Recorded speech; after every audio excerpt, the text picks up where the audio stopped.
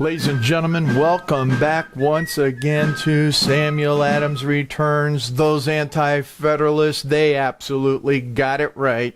Here on Liberty Works Radio Network, where liberty does absolutely work for you. And yes, this is Tom Navolis, your host, who is with great expectations. Ladies and gentlemen, great expectations. I am so much looking forward to my JD. That's right, my doctorate in law from the University of Virginia. Of all places, can you imagine that? And we're going to talk about how that can be today as we look at education in general. Education as the expectation from our founders' original intent.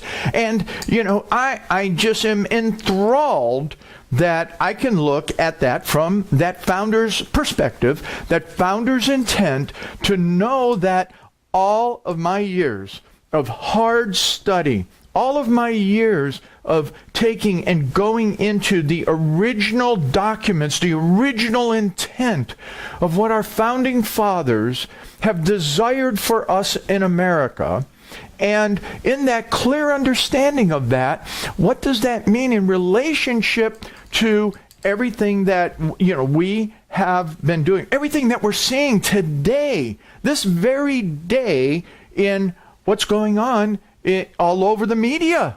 All over the media. It's all in relationship to that which we have taken and we have looked at regarding education. Our educational system, ladies and gentlemen, has brought us to everything we are experiencing, because our founders used this terminology. They used this word that has been critical in education. And if there's any one word whatsoever that has been captivated and preserved, ladies and gentlemen, what has been preserved into perpetuity in America is the word that our founders intended to be used for education and what it would mean in the results then of self-governance. Ladies and gentlemen, it is a dynamic word. It is a word that I had to look up in the dictionary and in the thesaurus to capture the full intent and meaning. And I want to share that with you today. But because, and it is only because of understanding this word, as our founders intended this word in all of education, that I'm anticipating. I am anticipating my JD from University of Virginia. So that, see that blank spot on the wall behind me? I want to put that there proudly. I want it framed and right over there so that you, all of you, can see that degree as my law degree from the University of Virginia. I also, as you can see, I rearranged my bookshelf a bit. I do have all 5 volumes of the Founders' Constitution back on the bookshelf. Not that I'm finished reading them. Remember, I haven't told you the word, but to understand what our founders intended, I put them back up there so you can see there are actually 5 physical volumes. And then in addition to that, you got to do what all of the other pundits do, I guess, especially when you're on the camera side of things with the bookshelf, is that I have up here, where is it? Right there. Not all conservatives are constitutionalists. The book that I have out, with another book coming out on, yes, the tale of 2 constitutions, or as I call it, yes, the textbook in tyranny. And that'll be coming out soon. But that it all goes to everything that I'm talking about, is that I am qualified for my law degree. I'm qualified because of the term that the founders used over and over. Samuel Adams used in conjunction with the word imbue. He also used the word very, very carefully and intently, with great intention, as well as did James Madison in particular, because that's where my qualification to get that law degree from the University of Virginia actually comes, because James Madison says I can get it. What? I know that's causing you to pause. James Madison is saying that I can get a law degree through the University of Virginia? Well, according to what I'm going to be sharing with you on this program, that's absolutely correct. So let me kind of draw, if I've not drawn you into today's program with my excitement about this potential degree going to show up on my wall right there on that blank spot. So here it is. Okay, I just cannot hold out on you. Oh, yes, I am. I'm going to hold out on you just a little bit longer. You see, because what we have going on right now with President Trump doing exactly what he should do because of the tyrannical, despotic usurpation of our Constitution by Mr. Obama, he is a usurper. Okay?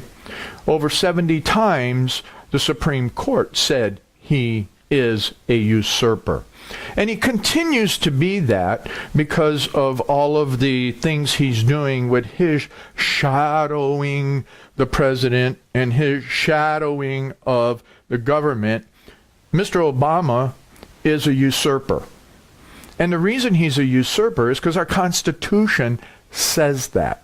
So when we look at what I'm going to talk to you about on this special word, and relative to the whole education system, is that very, very plainly that those in Congress, those in the Senate, those in the judiciary, those that are running around protesting, don't understand founders' intent and constitutionalism. Not only that, they don't understand the basic fundamental principles of the Constitution, that a president cannot unilaterally create a law, if you will, especially one that is the direct responsibility of Congress, being immigration, to the extent that what President Trump did was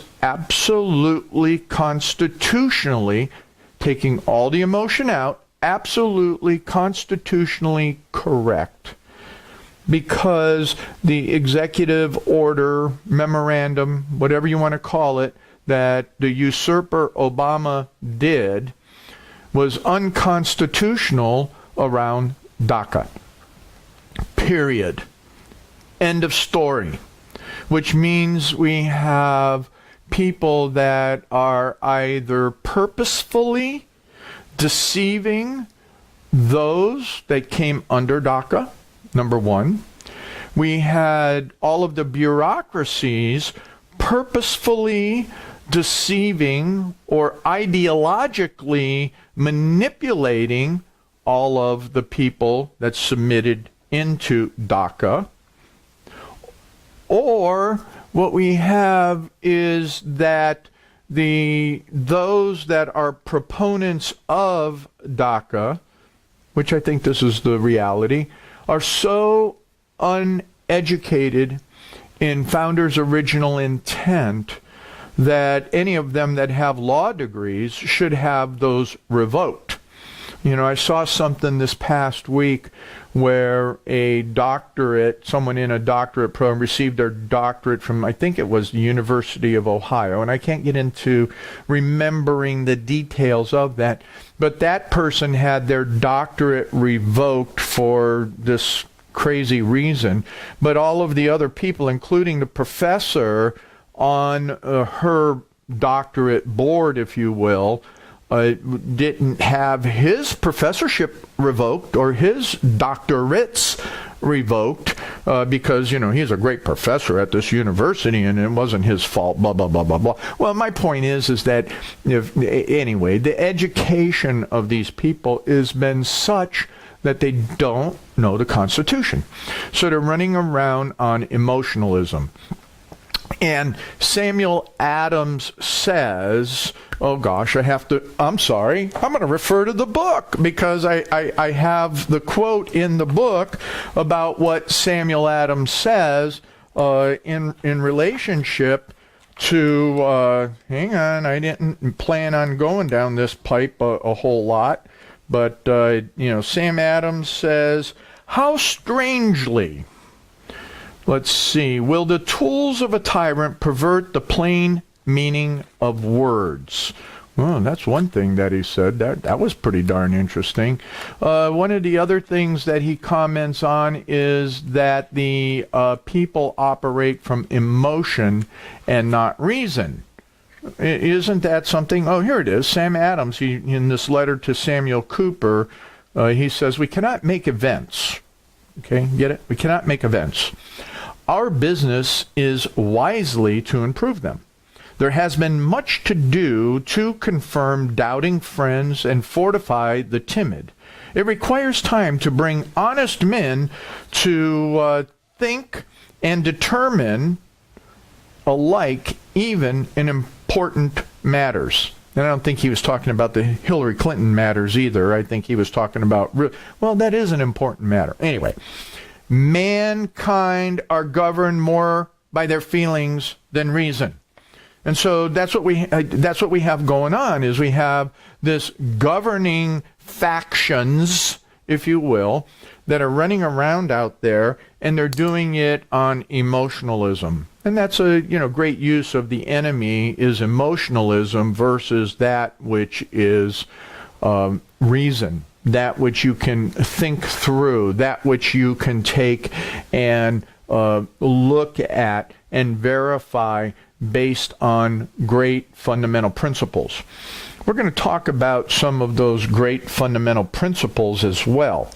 And I haven't left you alone. I know you're waiting. You're waiting to find out, what it is that qualifies me for my law degree from the University of Virginia, and why I'm waiting for it to get put up on my wall. Yeah. I'm really charged about it. I'm pretty excited about waiting for that thing to come in the mail. It's a mail-order degree, Tom? Well, not really. It's not really a mail-order degree, but, they could. There could be a way, because I'm sure they're not going to want to shake my hand and nor present me with that degree in any formal, solemn manner. I'm not much one for funny gowns and silly caps and all of that pomp and circumstance. That's not for me. So, but to have that law degree, a JD from the University of Virginia, because according to James Madison and Thomas Jefferson and James Madison are saying I'm qualified for that degree. Yeah. You see, as we're moving to that next segment here in the next minute or so, we have to think through what has happened in our educational system. What is it that formed the foundations for us? What is it that formed that which would become part and the expectations for a self-governing people? I don't know about you, but as I read through, and as you know, I've studied and read through all of the various founding documents, the principles were to pay attention to the principles. Pay attention to the truths of Americanism. Pay attention to what makes us great And, one of the things that I read even above and beyond what I'm going to tell you that Jefferson and Madison agreed were required for me to get that degree is the Anti-Federalist Papers. So what I want you to know as we come back to investigate further why I'm qualified, according to Thomas Jefferson and James Madison, for my law degree from the University of Virginia. When we come back here to Samuel Adams Returns, the Anti-Federalists, they absolutely got it right. I'm going to give you the secret. I'm going to give you the secret as to how you too can be qualified by James Madison and Thomas Jefferson for your law degree from the University of Virginia right here when Sam Adams comes back, because the Anti-Federalists, they got it right on Liberty Works Radio Network, where liberty absolutely does what? It works for you. Ladies and gentlemen, welcome back once again to Samuel Adams Returns. Those Anti-Federalists, they got it right here on Liberty Works Radio Network, where, liberty does work for you. And, what's really great is that when you're working with folks that are interested in liberty, working for you, it's all about you. It's all about you. And this is a listener-funded network. So, you know what? Come on, join in. Go check out the rest of the host and the programming through the rest of the week. You can pick and choose. Go to the host page there and see the other folks that are available, either live programming or that which is, pre-recorded or replayed. Or there's a lot of different folks that are doing a lot of different things. And I have to tell you, before we get into how we're going to fill this wall, how that wall is going to be filled with that degree from the University of Virginia for my law degree. The interesting aspect of all of this is that, the whole truths of education and the impacts of education are not necessarily what we intended. As we carried over from the last program, is that I am going to give you the secret on how you too, as well, and not you too, but you also can be qualified according to the board at the University of Virginia. And Thomas Jefferson and James Madison, how you also can be qualified for a law degree. And we're gonna get there. I'm getting to that word, and how you can continue to fight for liberty, because what we're seeing not only on the DACA issue, we're seeing that now on the tax issue, we're seeing a number of those ideas, these policy things that are coming about, that I have to say it was really interesting in that all the different programming there on Liberty Works Radio Network, there's people that come with all their different opinions that, are really good at it. But, ladies and gentlemen, on my book, Not All Conservatives Are Constitutionalists, I was interviewed on a radio program yesterday. It was one of the programs that was a pre-recorded program that's going to be played in the future. And when it is coming up, I'm going to put it up on social media. But I was really delighted to be a guest on this individual's radio program. I'm pretty charged about it. So we'll see where that goes, and throw another little teaser out at you as well. But let's get back to this education. Now, ladies and gentlemen, the other aspect of what we're talking about here and what we're looking at is that our founders did have a very, very specific concept for education. And in that concept, it was wrapped around these ideas of Americanism that just did not start in 1787 with the Constitutional Convention. You have to understand that. I think that the fallacies and lies and deceptions that happen, many think that America just poof, all of a sudden, it came on the scene, with the Declaration, after the Declaration, all of a sudden it really came on the scene with this Constitution. No, that's not true. It came on the scene back in the 1600s. Okay? So America wasn't just this poof type of experiment that all of a sudden came about with any type of new government ideas.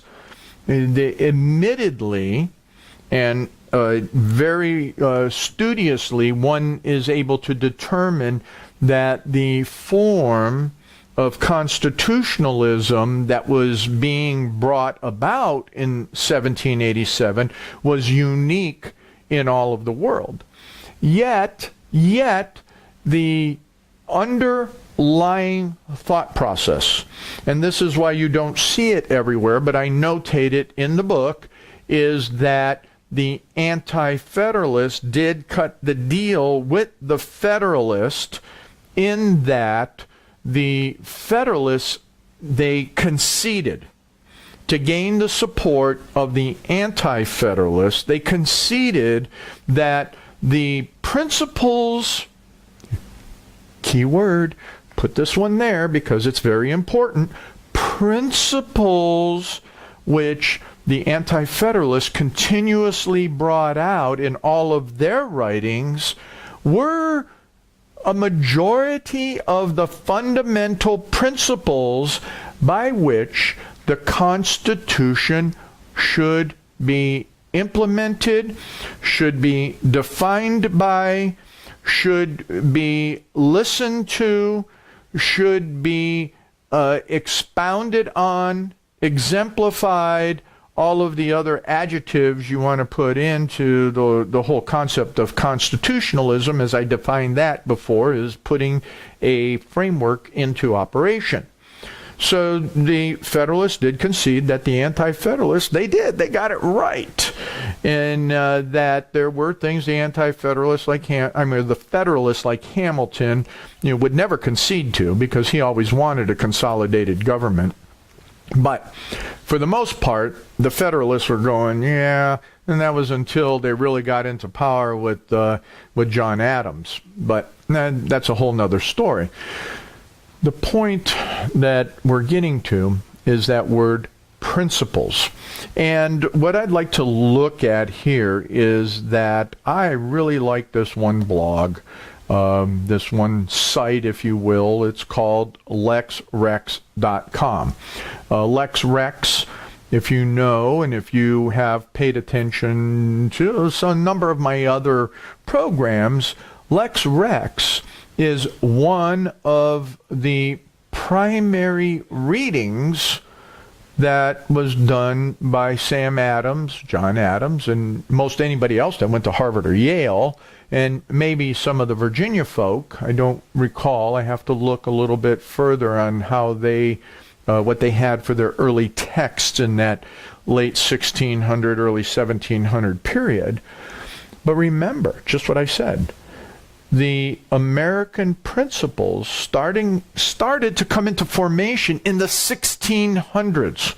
So Americanism was brought about over that greater period of time. It just didn't poof on scene with the Constitution. It just didn't poof on scene even with the Declaration of Independence. It came about because of strong principles, even starting with who wrote Lex Rex? Lex Rex, the law and the king. Who wrote that? Let me think about that for a second. Let me help you here. Did you get it? Yes, you're right. Samuel Rutherford. Now, Samuel Rutherford, very interesting individual. Who was he? What was he? You could do a little bit more homework on him yourself. But he was a Reformation minister who had great impact not only in what was going on in the Protestant movement, the Protestant Reformation, in all of England and Scotland, but he challenged the king. He challenged a bishop who was writing about the divine, authority of the king. So lex rex, the law and the king, or the law and the prince, actually, is what it means. So lex rex, so that's a very interesting site. But we talk about the 12 basic American principles that came about from the 1600s. And I think that what we have when we take and we look at those moderns who rewrite history and take so much out of the value of the principles is that they don't want to talk about that. They don't want to look at all of the Reformation principles and how they became part of Americanism. Okay, so 12 basic American principles that are here on the site Lex Rex. I'll have I have the link for you. The spiritual is supreme. That's number one, first principle. Okay, and I talk about that over and over, not only in this book but in my other writings. Is that it goes back to that biblical principle that God's expectation is there's only one sovereign. Man is only sovereign because God has made man sovereign. So there is only one sovereign over everything, everyone. And that's the Lord God of the Bible. And Jesus Christ, his only Son, who in the whole view of the Trinity is the great sovereign of the universe. Number one, okay, that's a Reformation principle. Number two is the fear of government over man. Well, every man fears that, because if we have that relationship with God and then we have a sovereignty that's there, and we're given sovereignty over the earth, and we're given that sovereignty under the concepts of us being individuals within that greater up and down sovereign relationship, than to have a government that would encroach upon us and those rights that are given to us by the great sovereign of all creation, all the universe. Then that's something to fear when someone tries to take that away from you. Number three, our unalienable rights are from God. Very simple. It's in the Declaration of Independence. We could go over that for a long period of time. Man organizes governments to be his tool.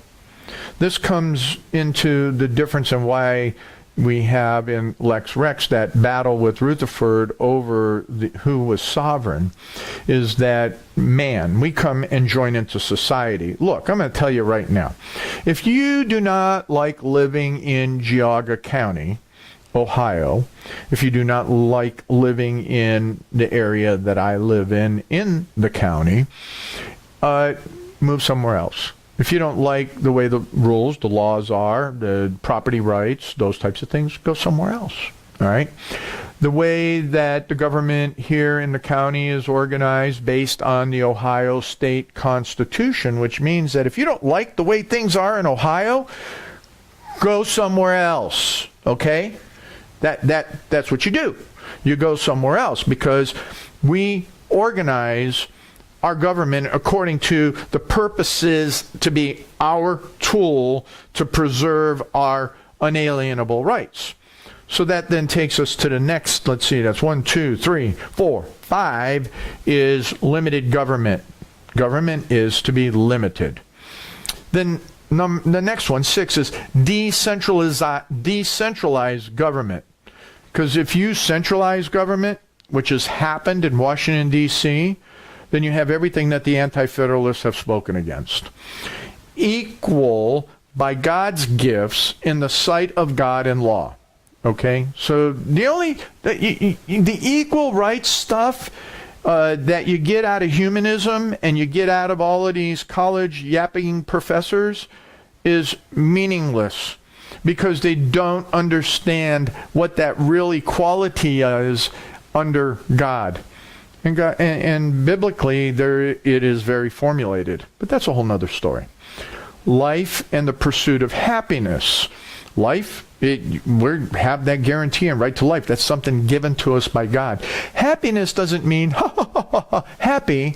No, happiness is extensible from a spiritual relationship, and then how that becomes into the ability to maintain your life based on your relationship with the sovereign of the universe. Happiness is not something that is a feel-good type of stuff. That's just not what happiness is.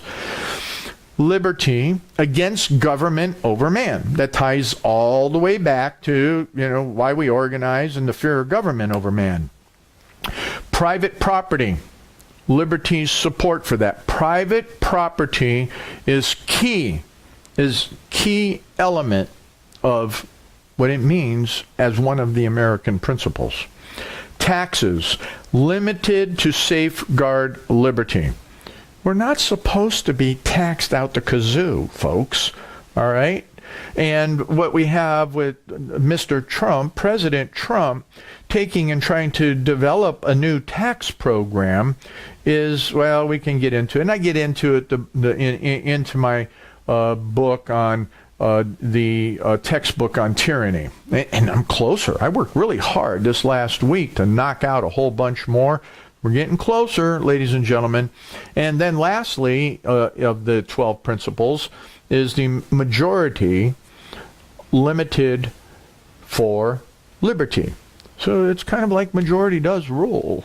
But you have to protect the minority in the ways that operate within the framework of liberty, based on constitutionalism, based on a lot of additional principles.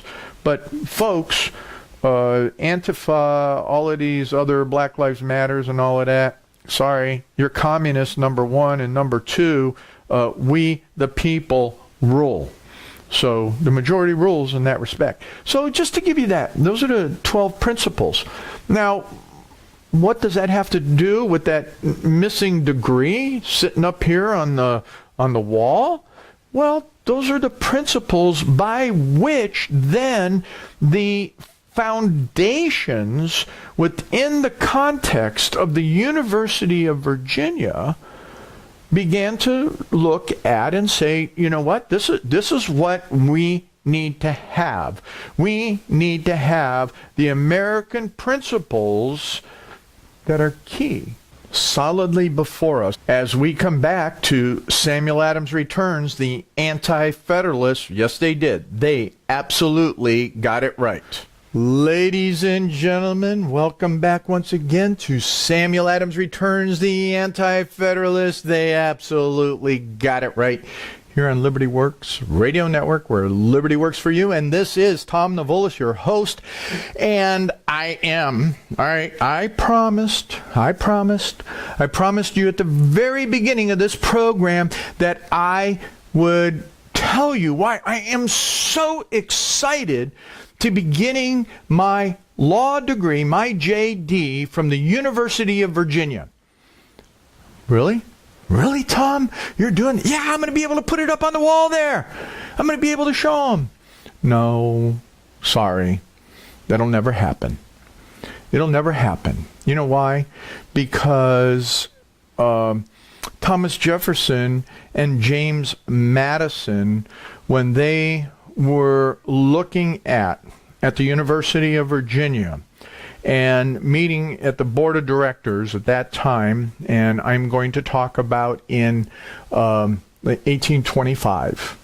1825, the visiting board came and made the proposition to the board of directors there. It was called the visiting board, or the board of visitors, came to the University of Virginia, to the board of directors, and caused to be adopted. Listen to this. Caused to be adopted by the board at its meeting in March 1825. Some 192 years too late to be qualified for a JD at the University of Virginia. Okay? Well, that wall's just going to stay naked over there.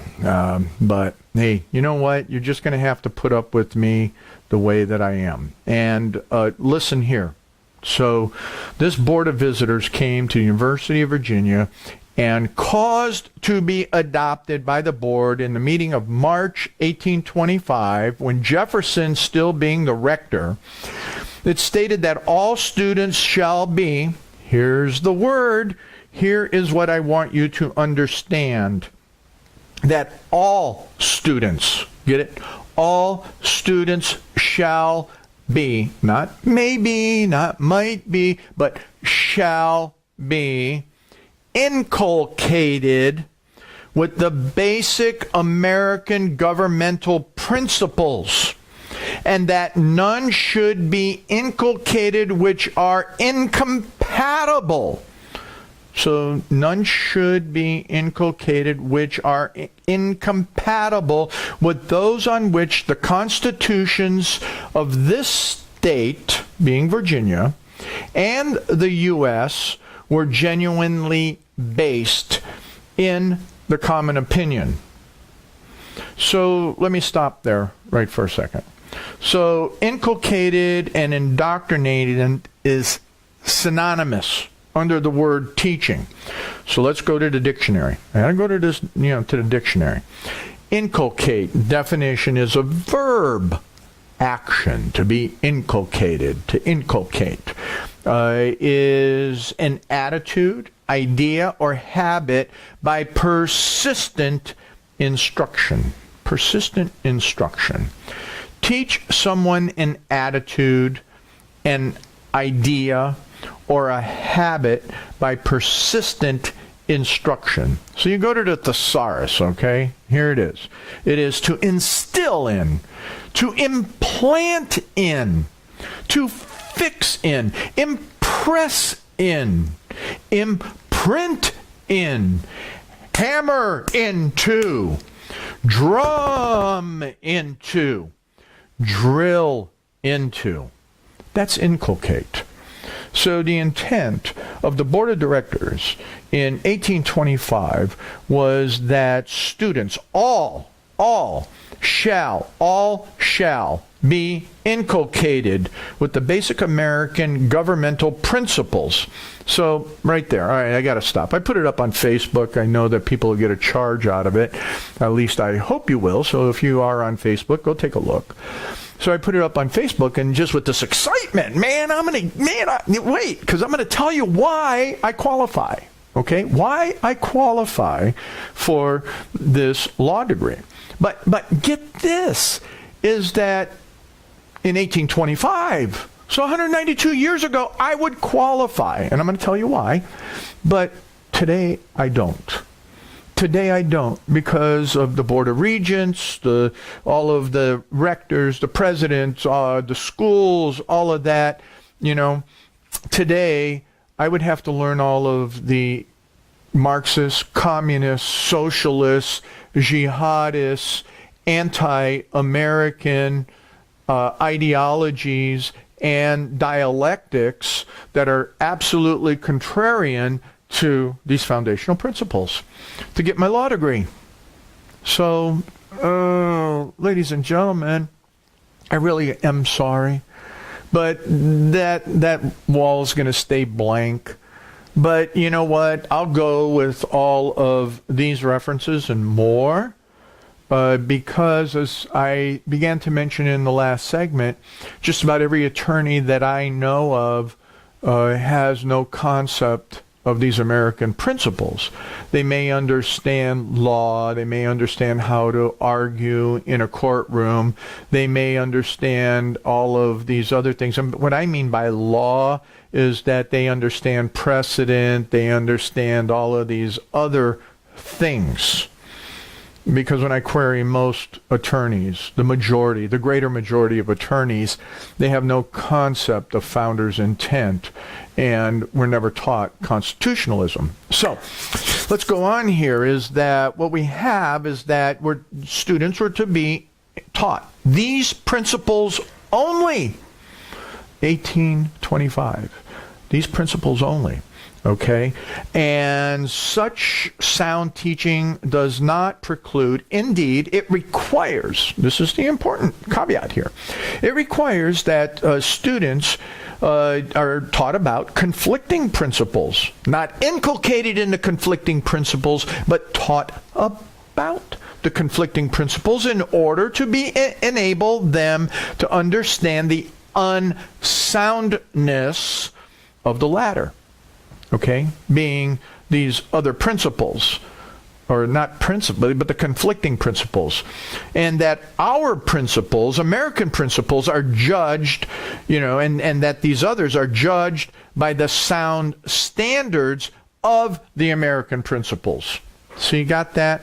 So yeah, we should teach conflicting principles, but that's not what we're supposed to be imbued with. We're supposed to be imbued. We're supposed to have pounded into us. We're supposed to have that firmest foundation inculcated into us, buried into us, that are the American principles, which the student must, of course, first be made familiar so as to have a yardstick by which to judge soundly. There you go. All right. Jefferson, Madison, and their fellow leaders were undoubtedly in agreement on this point, in that in order to inculcate sound American principles, partly by teaching uniformed and impressionable youth about the conflicting principles which are unsound, judged by this yardstick, so as to enable them to understand fully the soundness and value of the American principles considered comparatively, it is, of course, necessary that the reasons for the comparative unsoundness of the conflicting principles be stressed comprehensively. Nowadays, it's all bass-ackwards. What we have are these communist teachers that have been around since the 60s that are teaching against the American principles. Harvard has turned into nothing but a communist cesspool, as well as the majority of the other universities that teach these unsound principles. So we can go on that we have to have that. So where does that get, Tom, to this whole thing of why you're qualified? Well, this resolution did not express merely the board members' personal views. It was, in effect, certifying to the truth of an important point, accepted and firmly supported with unanimity by the American people in 1776.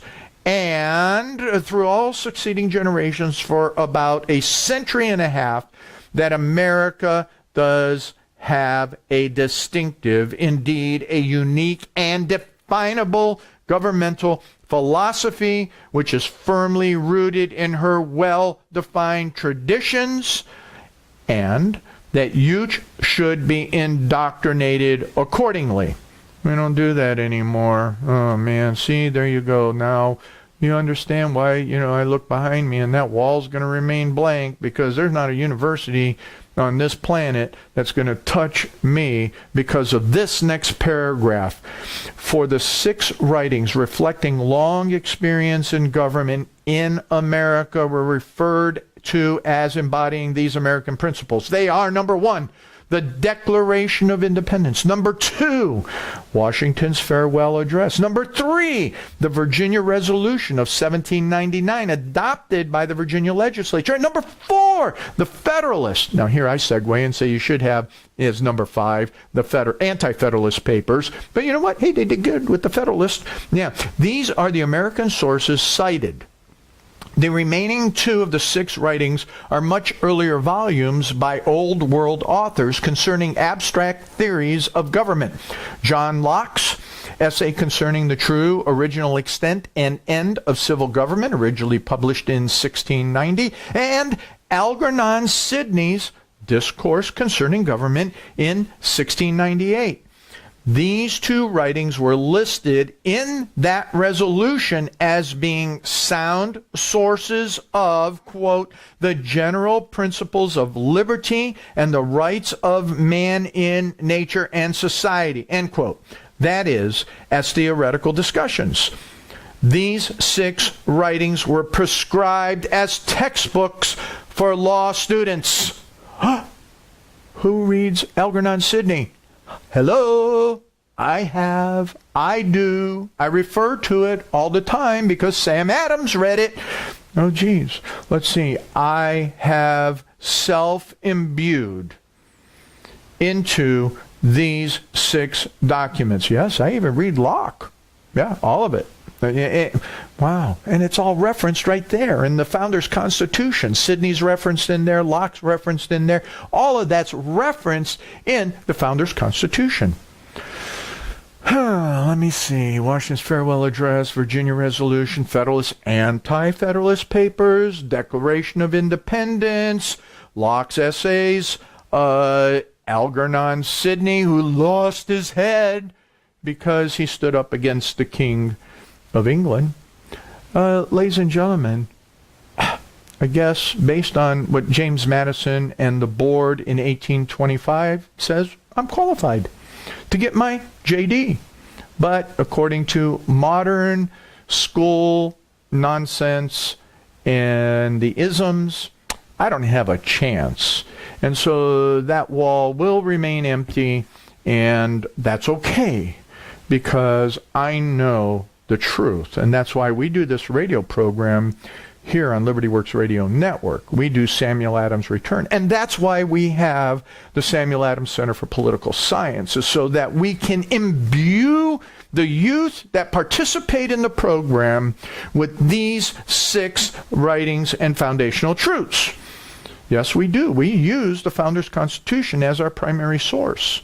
And that then takes into the extensibility of all the other truths that are here for us. So, am I trying to create lawyers? No, I'm trying to help people, young people, understand that to have policy truths, we need to go back to Founders' original intent. And that's the whole purpose of the Samuel Adams Center for Political Science. And yeah, we do need your help.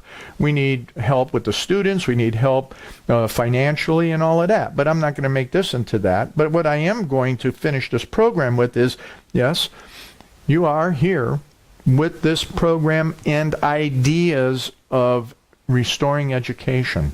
And we have to restore our education. So get a hold of Betsy DeVos, have her take and look at this program so that she understands that to restore American educational system, we must go back to Founders' original intent. And the universities have to do that. So, ladies and gentlemen, what I'm going to do is ask you to come on back next week when Samuel Adams, yes, he does, he returns to light the fires of your mind into these truths here on Liberty Works Radio Network, because the Anti-Federalists, they got it right.